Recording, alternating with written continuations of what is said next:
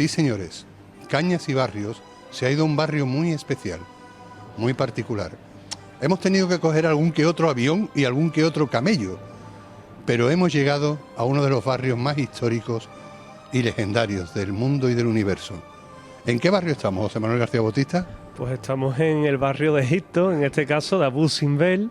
Nos hemos trasladado a una pequeña parte de ese lugar apartado en el mundo, casi en la frontera con Nubia, dentro de Egipto ya, pero que dista bastante de la península ibérica, pero hasta allí nos hemos desplazado para enseñar las bondades, las grandezas, no solo de un gran faraón, como fue Ramsés II el Grande, sino también vamos a hablar de Abu Simbel, de Nefertari, su esposa, vamos a hablar de misterios de Egipto y también, ¿por qué no?, de Tutankamón, el rey niño, el claro, y es el que hace que nos fascine Egipto desde pequeñitos. O sea, luego conocemos a los demás, pero primero es Tutankamón, ¿no? Tutankamón porque la evocación que tiene de tesoros, de oro, de aventura, de esa leyenda de Lord Carnarvon y ese Howard Carter, pues evidentemente buscando tesoros y siendo víctima de maldiciones, pues ha alimentado mucho la imaginación de los más jóvenes y los más adultos. Vamos a ir paso a paso y además es perfecto para el programa, aunque ustedes crean que no, porque eran barrios a su manera y quizás Egipto fuera de las primeras culturas que adoraba, fabricaba y creaba cervezas, ¿no? Se tomaba sus cañas. Sí, efectivamente. Se hizo allí, de hecho, Hatshepsut, que era una de las grandes faraonas que tuvo Egipto, gustaba de beber ese elixir que era la cerveza, que no siempre ha tenido el sinónimo de ser una bebida alcohólica, ¿verdad? Sino que todo lo contrario, también era un reconstituyente, que era como se utilizaba en la época. O sea que estamos en el Egipto de las cañas y los barrios. Y vamos a uno de los lugares más visitados por los turistas, más investigado por los especialistas, más soñado por los arqueólogos. Estamos en el templo de Abu Simbel. Exactamente. Fachada principal del templo de Abu Simbel, que fíjate, José Antonio, que desde que se construye hasta que se traslada, el templo de Abu Simbel fue trasladado en el año 1964, porque con la construcción de la gran presa de Asuán, pues iba a ocurrir algo. Y ese algo era que el templo iba a quedar inundado, y al quedar inundado se iba a perder. ¿Y qué hizo la UNESCO? Se metió en una farragosa obra en la cual iban a trocear todo el templo y trasladarlo a 60 metros de altura, 200 metros más allá, que es donde está actualmente el templo. Sigue manteniendo todas sus dimensiones, sigue manteniendo un efecto que es un efecto solar, que indica la resurrección, que es cuando la luz en el equinoccio entra por esta puerta y solo ilumina o deja por iluminar una figura, que es el Paz, la que se identifica con la muerte, el dios que se identifica, en este caso, con todo lo que es el reino de los muertos, ¿verdad? Y este templo se construye como conmemoración a una gran batalla, que no lo sería tanto, una gran batalla que fue la batalla de Qadesh. No, decimos que no lo sería tanto porque los egipcios, si aprendieron algo de los políticos actuales, es a hacer crecer mucho sus victorias, ¿no? Eran exagerados, eran muy exagerados, y esto ocurre siendo Ramsés pues general de los ejércitos, faraón, o estaba casi a punto de ser faraón, ahora explicaremos un poquito de la vida de Ramsés, pues se desplazó a luchar contra aquellos que eran sus máximos enemigos, que eran los hititas, y los hititas pues estaban en Siria, lo que hoy actualmente es Siria, y también tenían problemas de fronteras en toda la zona de Nubia. Nubia está al sur justamente, y pues se cuenta que Ramsés, desaconsejado o desobedeciendo las órdenes de sus generales, ¿qué decide hacer? Se lanza solo por el enemigo. Y los generales no lo siguen. Él solo ahí va en plan Tarzán, contra todos los ancahuachitas. Exactamente, él solo contra todos los nubios, y se cuenta que el único que iba acompañándolo era el dios Amon-Ra. Claro, llega un momento en el que aquello que parecía una locura acabó convirtiéndose en una gran victoria de nuestro protagonista, de Ramsés II. ¿Venció? La realidad es que quedó en tabla. La realidad es que fueron los ejércitos los que se enfrentan, pero cada uno, el rey de los hititas y Ramsés, lo vende como una gran victoria. Y para conmemorar aquella victoria, construye este templo. El templo de Abu Simbel, en cuyos gigantes monumentales que están en la fachada, uno es el propio Ramsés, porque Ramsés tenía un problema. Él mismo se creía hijo del dios Amon-Ra, y como se consideraba Amenhotep III, Hatshepsut, y rendía culto a sí mismo. Era muy parecido en eso los césares romanos y los faraones egipcios, ¿no? Había un ego muy particular, ¿no? Algunos césares, algunos grandes dictadores, en el sentido dictador romano, sí tenían esa creencia. El mismo Calígula, Heliogábalo, Nerón, todos ellos se creían tocados por los dioses, pero realmente, sabemos que todos somos mortales. Sin embargo, Ramsés sí es verdad que tenía fama de eterno, de inmortal, porque fue un faraón que duró la friolera en el trono del faraón 66 años. Estamos hablando de una época en que la media de vida no era muy extensa. Un faraón podía tener una media de vida como muy larga de 40-45 años. Y teniendo en cuenta una vida sencilla que tenía. Un trabajador tenía una media de vida de 33 años. Es decir, la cosa era complicado. Construyen el templo. El templo tardan 20 años en construirlo. 20 años en los que se llena entero de simbolismo. Como te comentaba anteriormente, el propio Ramsés es identificado con un dios y como tal se pone postrado, sentado junto a los otros dioses. Dentro de todo lo que es el templo vamos a ver el santuario final, que es hacia donde corre el sol y deja solamente la figura del Pap sin iluminar. La muerte siempre está en la oscuridad, José Antonio, siempre en la luz el resto de los dioses del panteón egipcio. Y tiene una sala hipóstila donde también se cuentan las batallas y glorias del propio Ramsés II. Y luego es muy curioso porque él sentía un gran amor por su esposa. Tuvo 152 hijos. Su esposa era la famosísima también Nefertari. No confundir con Nefertiti, eso, que era la esposa del faraón hereje de Akenatón.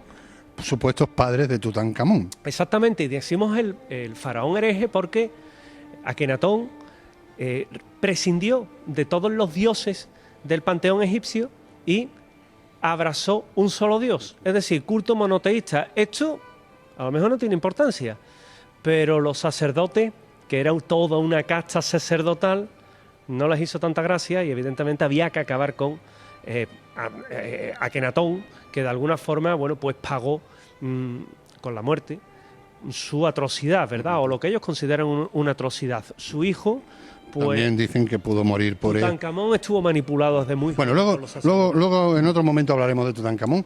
Volvemos a Ramsés, a Abu Simbel, el ego de uno de los grandes egos, porque tiene muchos egos en Egipto Ramsés, muchas estatuas y monumentos con su imagen y su figura. Pero realmente, ¿qué hizo Ramsés aparte de llenar las arcas de Christian Jack, el escritor? Bueno, Ramsés por algo le dicen Ramsés el Grande. Ramsés II, hijo de Seti I, y de su esposa, la gran esposa real Tuya, que se llamaba. Y Ramsés desde muy pequeño tuvo una educación castrense, militar. Se le educó para que fuera el general de los ejércitos de Egipto, que luchara contra todos aquellos que osaran traspasar las fronteras de Egipto.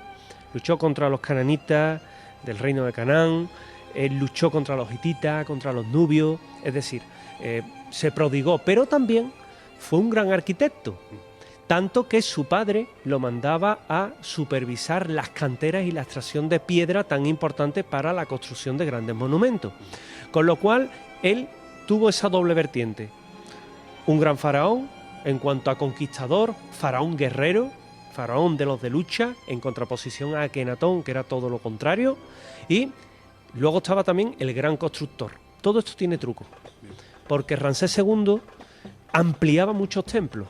El templo de Abidos, el Ramaserum, el templo Osiris, la gran ciudad de Abiris. Incluso robaba protagonismo, ¿no? Claro. Quitaba la faz de uno y ponía la suya, ¿no? Ahí, porque él tachaba todas las inscripciones donde figuraba otro faraón constructor y ponía su nombre, incluido su padre.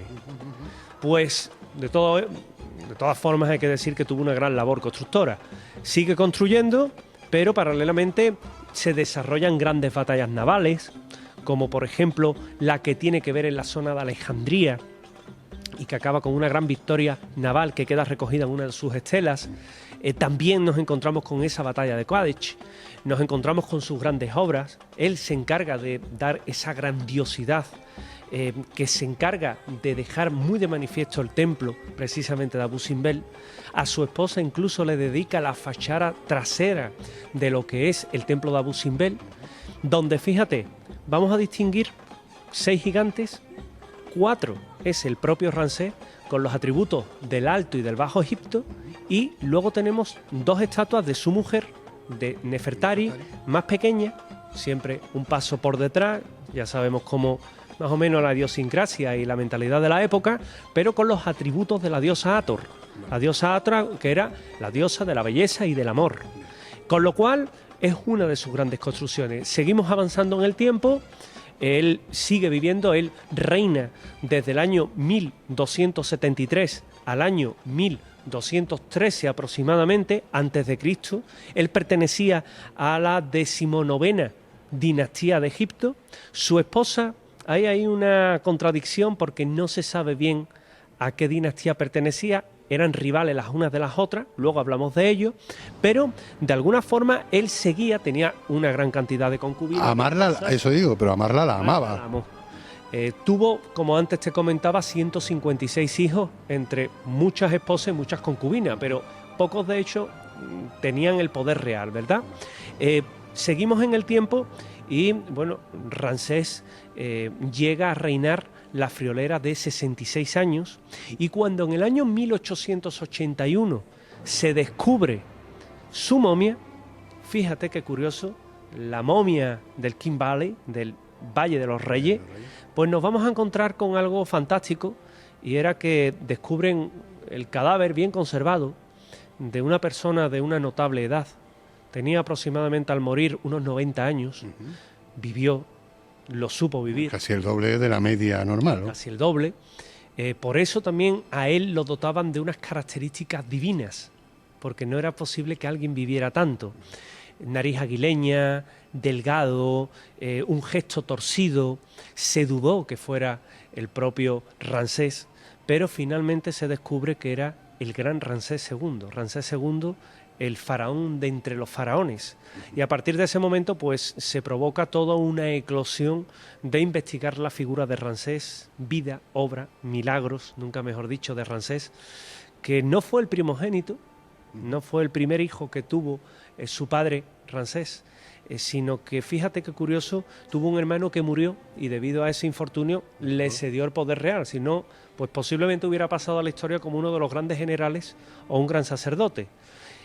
Independientemente de todo lo que tenemos que ver en torno a la figura de este Ramsés, también fue un buen político, dotado de dotes para la diplomacia, pero que evidentemente Egipto, estamos hablando del antiguo Egipto, era una gran potencia y evidentemente lo que no lograba la diplomacia lo lograba la fuerza de las armas, con lo cual también fue un faraón guerrero. Un señor que supo manejar distintas artes y ha pasado a la historia, a la posteridad y a la leyenda. Ramsés II. Seguimos charlando, ¿no? En Cañas y Barrios vamos a seguir paseando por el barrio del amigo Ramsés, ¿no? Vamos a pasear por este apasionante barrio, José Antonio. Seguimos con ustedes en Cañas y Barrios. Pues seguimos paseando por el barrio de nuestro amigo Ramsés II. Estamos dentro del templo de Abu Simbel, con nuestro asesor histórico, hermano, amigo y especialista José Manuel García Bautista, que nos ha contado un poquito la vida y milagros del muchacho, que era un genio políticamente, militarmente, diplomáticamente, era muy ególatra, pero que le dio gran parte de la historia de Egipto que hoy se mantiene en pie, porque estamos hablando desde el templo de Abu Simbel, de esta maravillosa réplica, ¿no?, que quizás sea uno de los monumentos mejor conservados del mundo, ¿no? Sí, un monumento muy bien conservado también por evidentemente, la preocupación que ha existido por la UNESCO de preservarlo como monumento protegido, monumento histórico, patrimonio de la humanidad.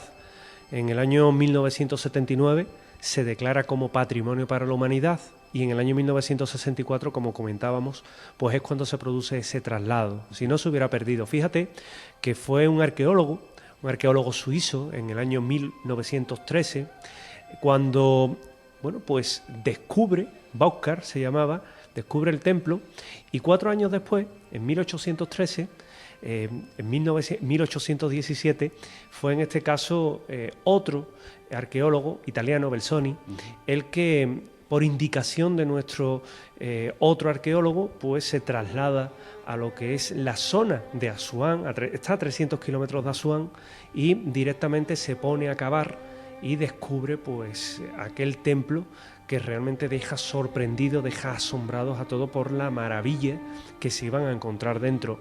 Es un templo que puede llegar a engañar, porque evidentemente tiene una fachada muy colosal, que ¿no? es colosal, mide aproximadamente unos 30 metros de largo por 12 de alto, y claro, cuando empiezan a descubrir aquello que estaba enterrado, se calcula actualmente que el 80% de los tesoros arqueológicos egipcios siguen enterrados.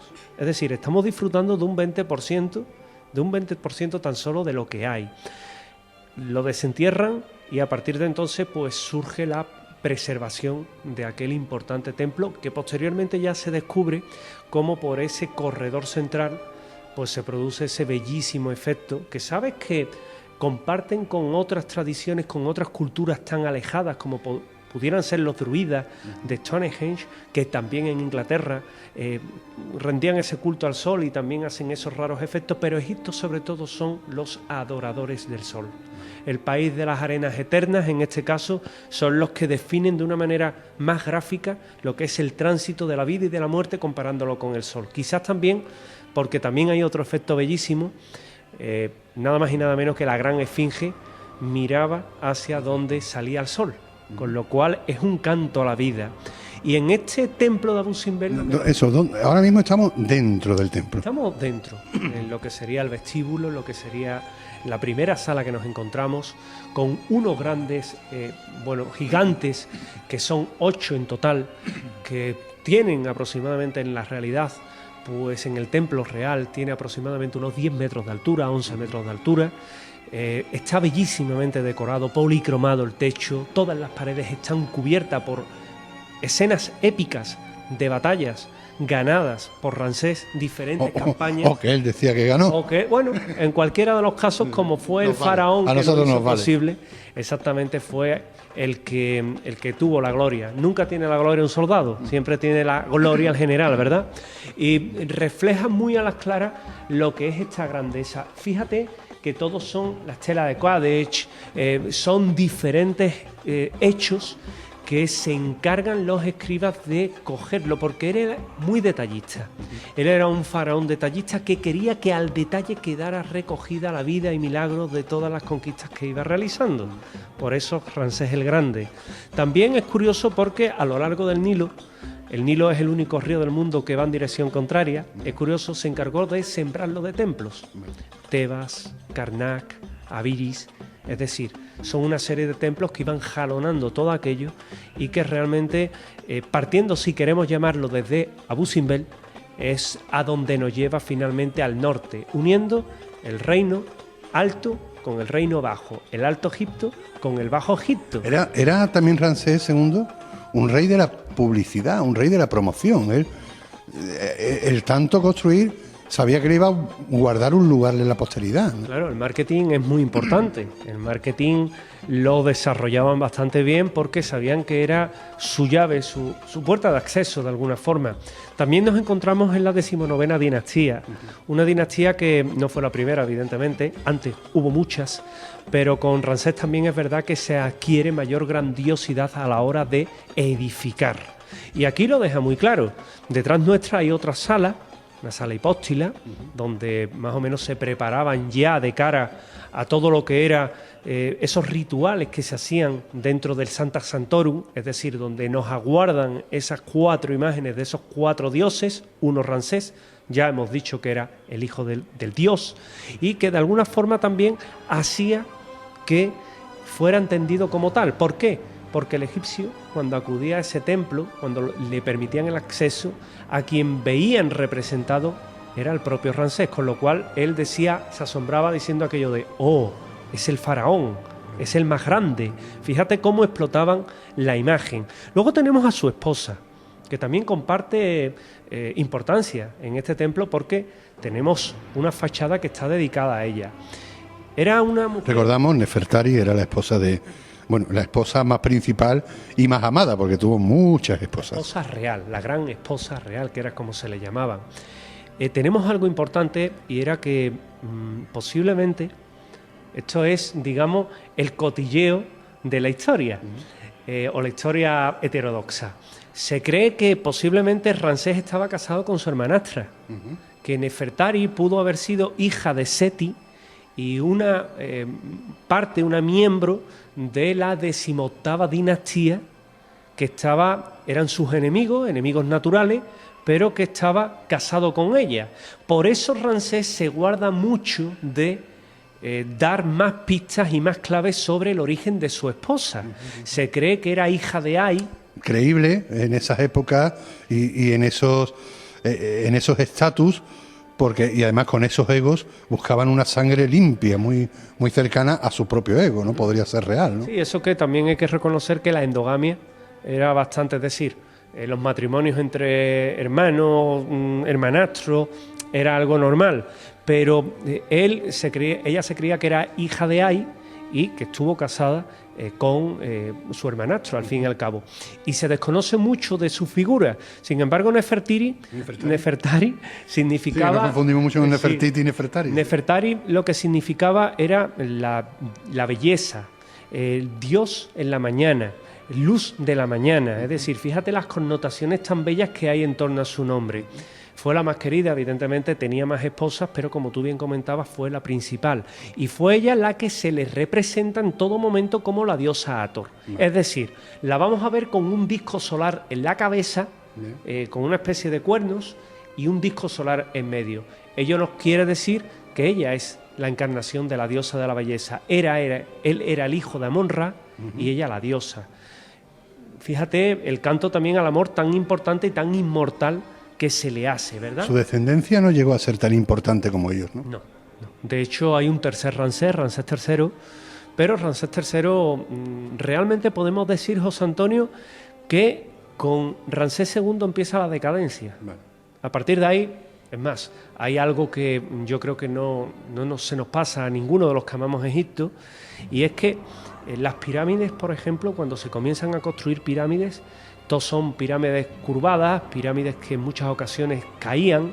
Luego se adquiere el gran momento de la arquitectura egipcia cuando se construyen esas pirámides perfectas, Keops, Kefren y Miserinos, las tres más importantes, y luego pues ya hay un declive en la que ya las pirámides no son iguales. Es como que llegó al culmen y al tope Ramsés II, ¿no? Exactamente, se logra, no obstante hay que decir que Keops, por ejemplo, construye hacia el año 2540, 2600 antes de Cristo, es cuando se construye esa pirámide. Es decir, hay casi un milenio de diferencia y evidentemente también nunca se va a saber quién influye de esa manera y en esa forma de edificar, pero sí es verdad que hay auténtica maestría en lo que construyen. Él, Ramsés II, logra tantas conquistas que cada vez que hacía una conquista edificaba un templo y si no lo usurpaba. Con lo cual también era bastante curioso. Y también hay que decir que urbanizó, fue una persona que urbaniza muchísimo y que posteriormente también hay que decir que se servían de materiales de las pirámides para construir otros templos. Fíjate ¿Fue querido por el pueblo? Pese a ser un dictador, ¿fue querido tantos años que estuvo en ese reinado? ¿O fue muy odiado? Es que no... Te pongo carita, como yo digo, porque es difícil poder evaluar cómo... Claro, escribían sus escribanos, claro. Claro, lo escriben, pero fíjate que hasta no hace demasiado tiempo se creían que todas estas obras las hacían esclavos. Ahora sabemos que no eran esclavos, que eran mano de obra y mano de obra bien tratada. Pero sí es verdad que continuas campañas militares, evidentemente había invasiones, había esclavos, había también, pues evidentemente, carestías por las crecidas del Nilo, por las sequías. Eso hacía que Ramsés también fuera impopular. Pero como tú bien comentabas, los escribas nos van a contar la historia más bonita y nunca vamos a saber cómo realmente era. Ramsés ha sido llamado el Grande, evidentemente, por la monumentalidad y la cantidad ingente de información que tenemos de él. Pero evidentemente la historia la escribiría de forma diferente si fuera, en este caso, pues una persona de a pie la que le tocara narrarla. Pues nos vamos a despedir de esta primera incursión, habrá una segunda, en el templo de Abu Simbel. Estamos dentro del templo de Abu Simbel. José Manuel García Bautista nos ha contado un poco la historia del templo, un poquito amplia la historia de Ramsés II, pero nos quedan muchas cosas por descubrir en Egipto y les invitaremos a una segunda entrega donde hablaremos más de Nefertari, de Tutankamón, de maldiciones, de tesoro, que los tesoros gustan, José Antonio. Sí. Nosotros vamos a continuar viaje en Cañas y Barrios, hoy por el barrio de Ramsés II, por Abu Simbel.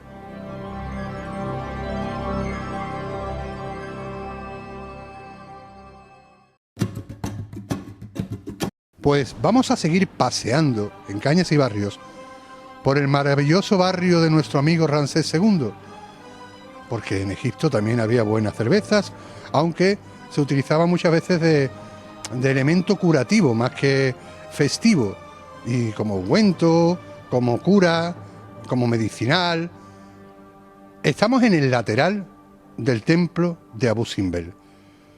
Y he dicho bien, ¿no? Es nuestro amigo ya, Ramsés II, porque le debemos muchísimo de la historia de Egipto, de lo que se ha conservado, a todo el trabajo de arquitectura monumental que él hizo.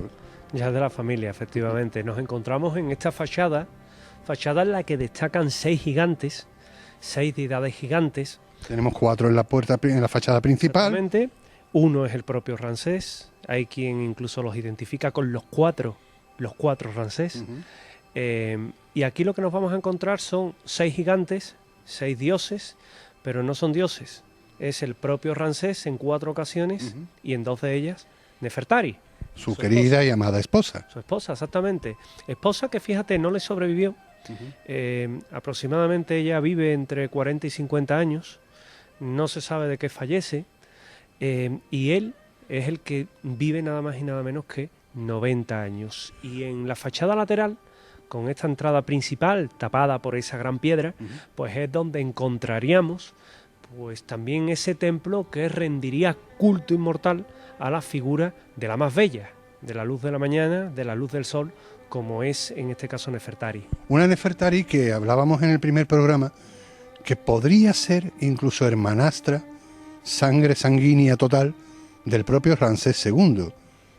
Voy bien, ¿no? Sí, vas bien, vas perfectamente, porque se cree que ella pudo haber sido hija de Ay, y Ay pertenecía a la 18ª dinastía y Ramsés a la 19ª.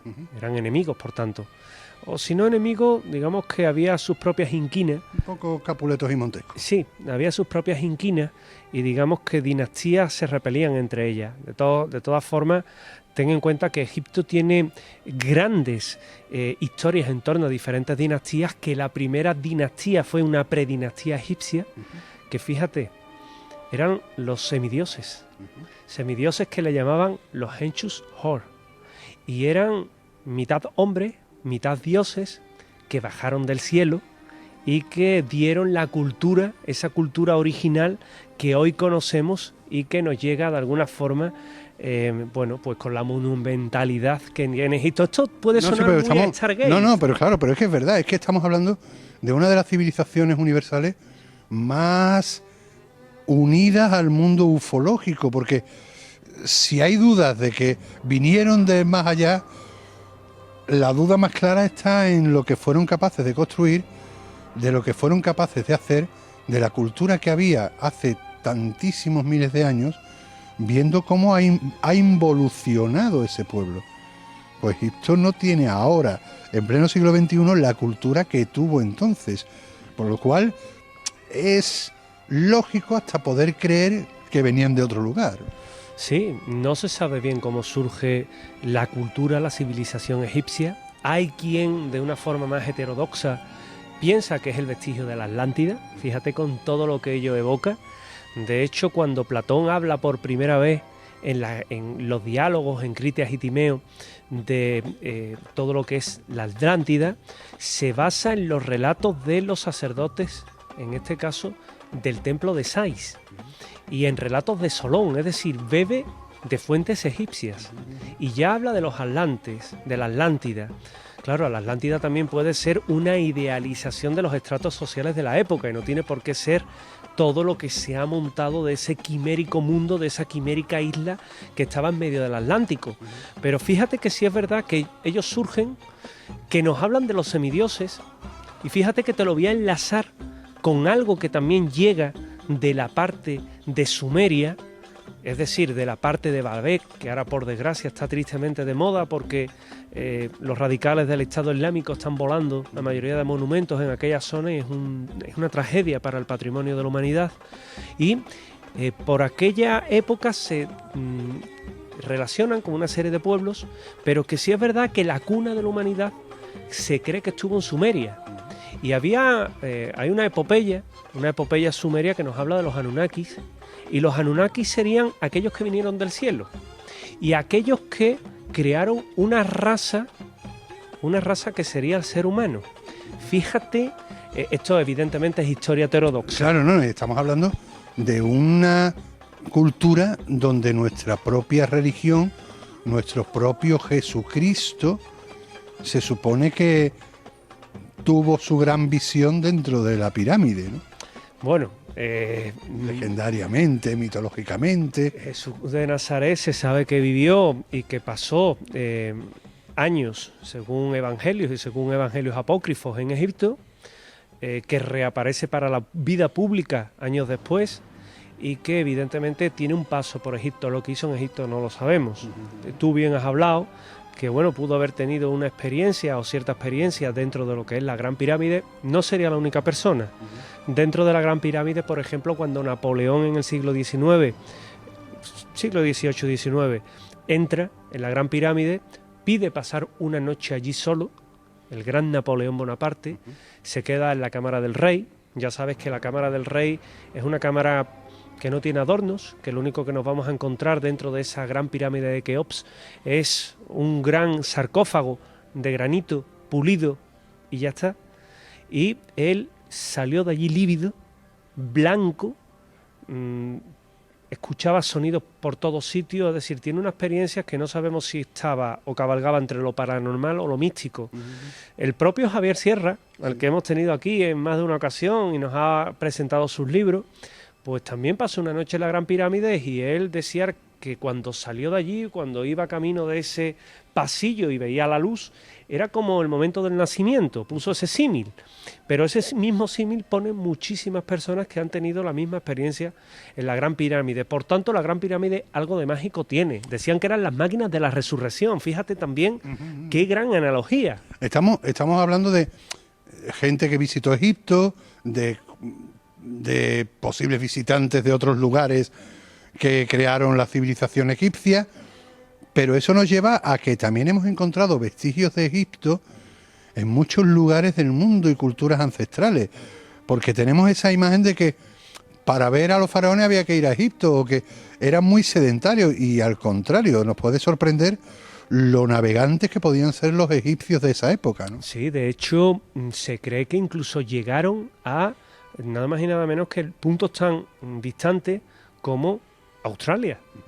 Esto no es evidentemente una afirmación, sino es en base a las hipótesis que hemos tenido. Pero había dos generales que a su vez eran almirantes, que eran Rata y Maui, se llamaban así, y que un buen día... A mí me pone mi madre Rata y no le hablo. Y bueno, pues directamente ellos parten del Mar Rojo, van todo lo que es bordeando la península arábiga y de allí siguen bordeando toda lo que es la parte de India, Océano Índico, van bajando por las islas que hoy forman Tailandia, que hoy forman Indonesia, que van formando Papúa Nueva Guinea, hasta llegar a Australia, y se cree que llegaron incluso hasta allí.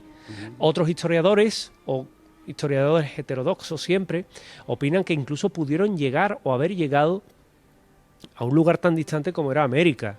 No me atrevería yo a afirmar tanto. Incluso Andalucía, a través de fenicios o Sí, tartesos. pero que llegaran a Andalucía es normal, porque estaba dentro del Mediterráneo, porque ellos viajaron mucho al país de Punt. Hay una teoría de un gran historiador, un buen político y un gran historiador, don Emilio Carrillo, que ambos conocemos, fue teniente alcalde de Sevilla, del Ayuntamiento de Sevilla, en el cual está publicado por él. Decía que el nombre de Sevilla podría incluso venir de reminiscencias egipcias. Isisville, la ciudad de Isis, Isisville, o todo lo contrario, Setville, la villa de Set, y lo argumentaba bastante documentado. Eran pueblos navegantes. Sevilla sí, fue una ciudad que en este caso no tenemos... Bueno, Atlántida pudo estar en Cádiz, quién sabe si estos atlantes eran ellos. Estuvo en Cádiz, pudo haber estado en Cádiz, pudo haber estado en la zona del Coto de Doña Ana, pero también lo más posible es que allí lo que estuviera era Tartesos. Nosotros tenemos nuestra particular Atlántida que es Tarteso. En Sevilla y en Andalucía pudieron haber tenido relaciones comerciales con los pueblos que habitaban en la época, intercambiaban metales preciosos. Ellos viajaban, como te comentaba anteriormente, al país de Punt. Punt era una zona rica en metales preciosos. Andalucía era rica en muchas cosas y también en metales preciosos. De hecho, Almadén de la Plata se extraía plata. Y ¿por qué no pensar que evidentemente también tuvieron contacto con aquella península ibérica?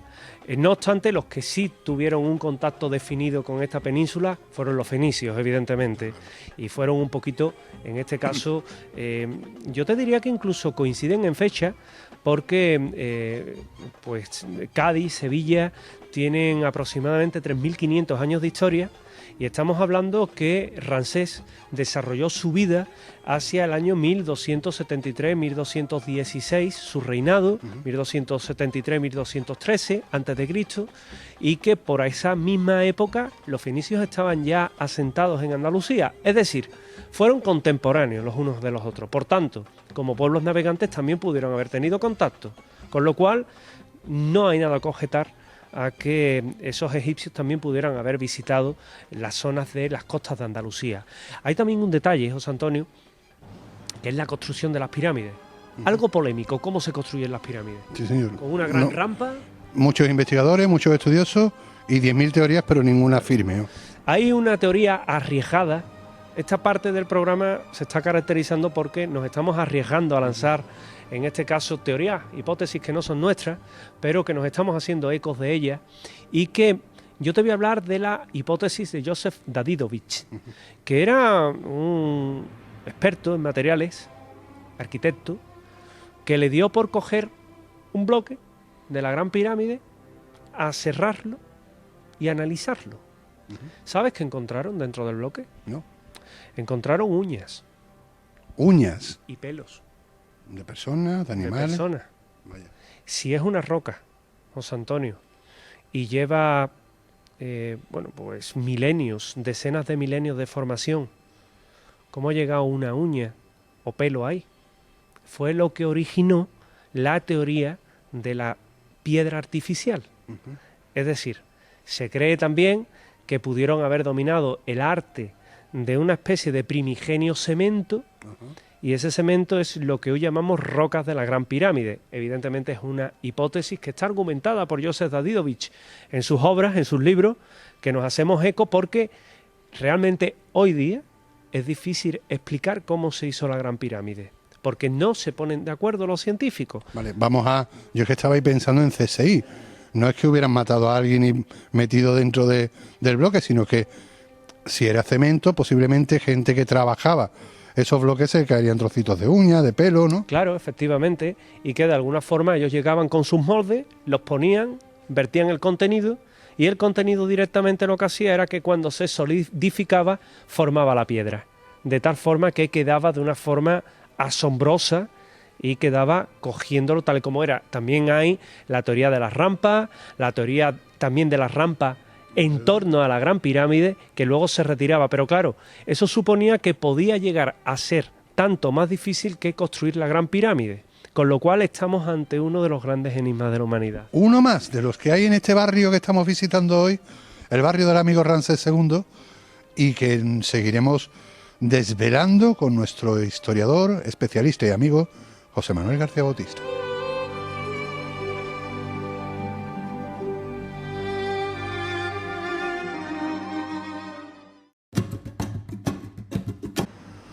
Pues entramos en este paseo por el barrio del amigo Ramsés II, esta maravillosa, magnífica, increíble exposición de Abu Simbel y del rey de reyes, del faraón, el rey de los faraones, por decirlo de alguna manera, que fue Ramsés II, una exposición magnífica, magnífica, que va a estar en Sevilla, en el pabellón de la navegación, hasta final de mayo. Hasta final de mayo, nada más y nada menos. Es decir, el sevillano tiene una cita ineludible con lo que es Egipto y lo que es el arte egipcio. Todos los que nos veis desde cualquier punto de Andalucía, un fin de semana en Sevilla, no os perdáis esta maravillosa exposición de Abu Simbel, el rey de reyes, porque vais a disfrutar de verdad muchísimo de la perfección y de lo correcto que está todo.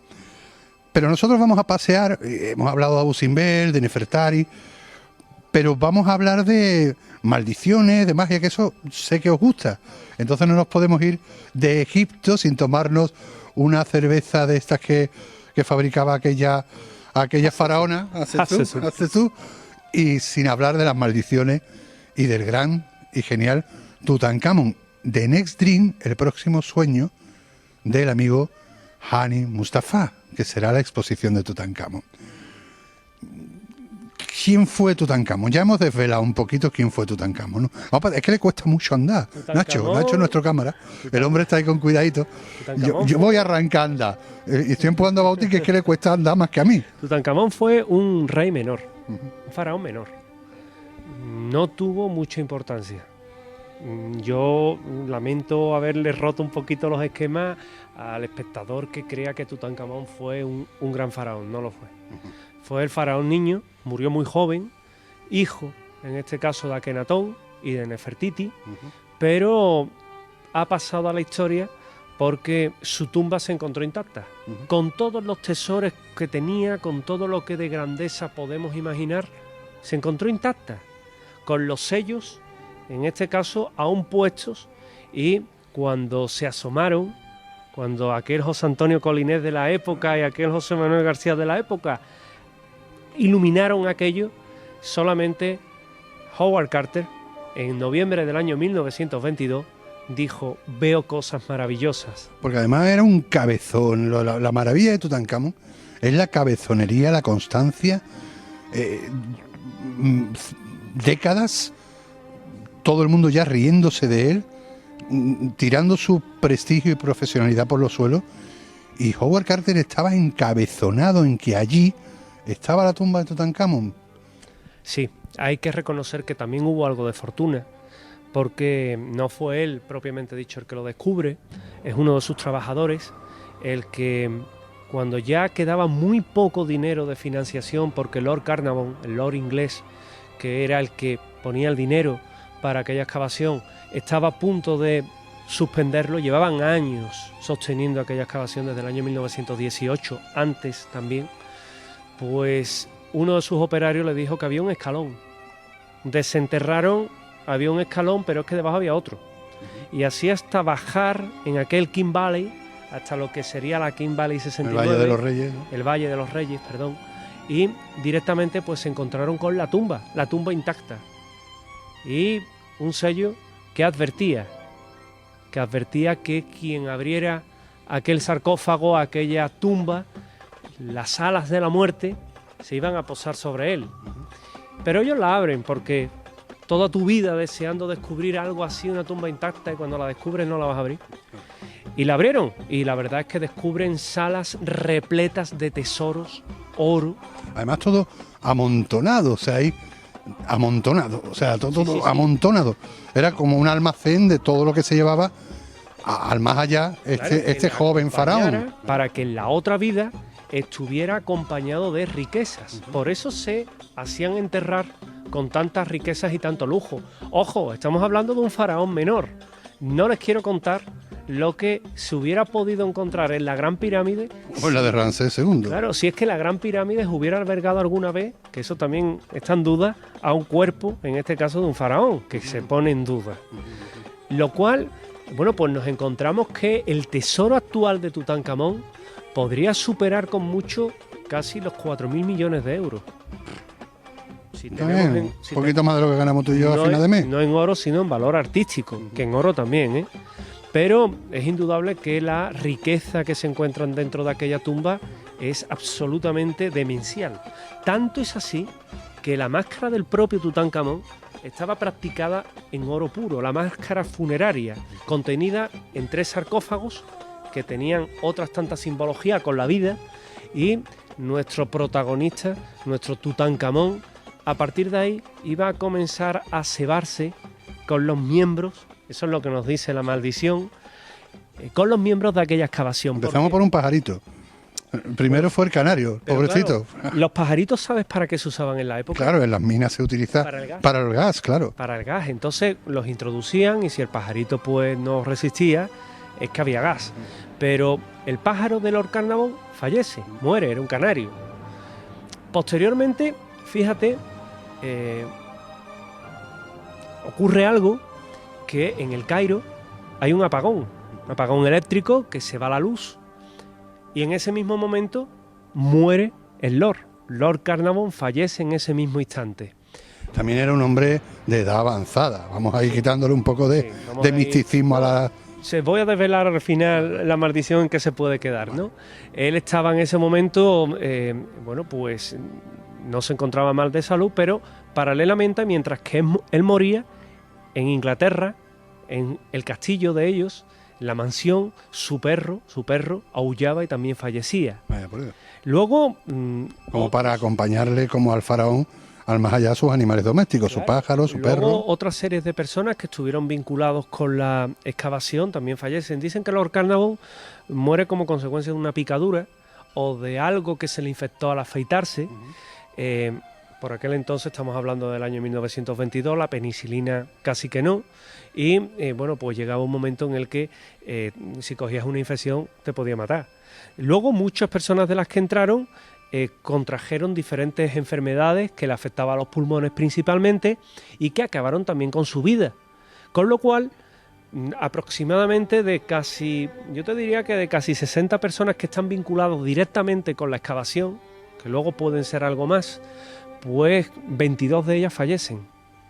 Hombre, hay que creer un poquito en la maldición. Claro, pero tengamos en cuenta también algo. Los expertos que han tenido... Ya que estamos aquí, vamos a dejárselo a Nacho Facia, donde veníamos paseando. Y veníamos paseando aquí justamente, Nacho. Los expertos que han tenido la oportunidad de investigar, de analizar todo lo que era la tumba de Tutankamón, encuentran una espora del llamado Aspergillus niger. Y eso, pues es una espora que si se respira, se introduce en los pulmones, esto en términos poco médicos evidentemente, y te crea enfermedades que son mortales, infecciones, hemorragias, neumonía. Hablamos de que esas 22 personas eran quizás más débiles o más... o menos inmunes o más tiempo expuestas. Más tiempo expuestas, con lo cual, bueno, pues... Bueno, Howard Carter fue el que más tiempo estuvo. Claro, por eso... no le pasó nada. Por eso extraña tanto que unos sí, otros no, y se hable de maldición cuando el propio Howard Carter muere años después. Desde luego no fue víctima de ninguna maldición. Por eso te digo que las maldiciones muchas veces eran más una forma disuasoria de prevenir. No vayas a entrar a turbar la paz del faraón porque te puedes morir y robar bellezas como las que tenemos en este caso detrás, ese sarcófago de oro puro que contuvo esa momia, la momia del faraón niño, que también se habla del faraón como murió. Murió asesinado, ¿cómo murió? Sí, dicen que era hijo de Akenatón, como hemos dicho en otros programas, en otros momentos. Por los sacerdotes. Los sacerdotes, bueno, pues no querían a a la estirpe de su padre, porque podría seguir con esa idea de un solo Dios, y se sospecha que pudieron cargarse al joven Tutankamón. Se cree que pudo haber sido víctima de un asesinato, pero hoy día, se piensa que sufrió un accidente, posiblemente cayó de un carro, se golpeó la cabeza y víctima de aquel golpe pudo haber fallecido. También dicen que de una picadura, curioso, como Lord Carnarvon, de una picadura que le transmitió una enfermedad. En cualquier caso, parece que muy alejado de un posible asesinato como se especula en núcleos y determinados foros conspiranoicos que le gusta esto de Egipto. No fue así. Lo que sí nos quedamos con la historia es que gran parte de su tesoro se puede contemplar, en este caso en el Museo Arqueológico y Egipcio del Cairo, que otra parte, cómo no, si alguien quiere ver Egipto se tiene que ir al Museo Británico, eso sabes que es el típico chascarrillo que hay, y es verdad. La piedra Rosetta misma está allí, Nefertiti, el busto de Nefertiti famoso que le falta un ojo, está en Berlín. O al Louvre, que los franceses, claro, con Napoleón también se trajeron cositas. Con lo cual hay una gran cantidad de tesoros que se encuentran repartidos fuera de Egipto, pero sí es verdad que esa importante colección, la más importante colección al fin y al cabo, de piezas del antiguo Egipto se encuentran en el Cairo, y aunque no sea la época más propicia por diferentes problemas políticos que atraviesa el país, sí es verdad que podemos disfrutar de obras de arte, de joyas y de la gran historia de ese antiguo Egipto, que quizás sea un país que no reverdezca esos viejos laureles.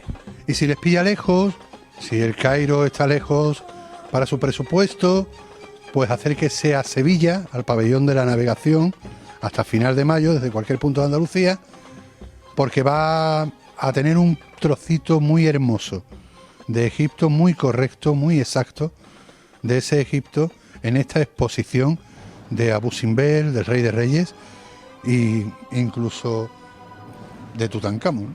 Efectivamente, va a poder hacer un recorrido, yo te diría que magnífico, de lo que es Egipto. Te garantizo una cosa, yo he estado en Abu Simbel ya hace años, y pese a que Abu Simbel es más grande, está muy bien logrado todo lo que hemos visto en esta exposición, gracias a Hani Mustafa, que desde luego ha hecho un trabajo digno de elogio, y por lo menos vamos a sentir la esencia de Egipto, aunque sea en Sevilla, pero la vamos a sentir.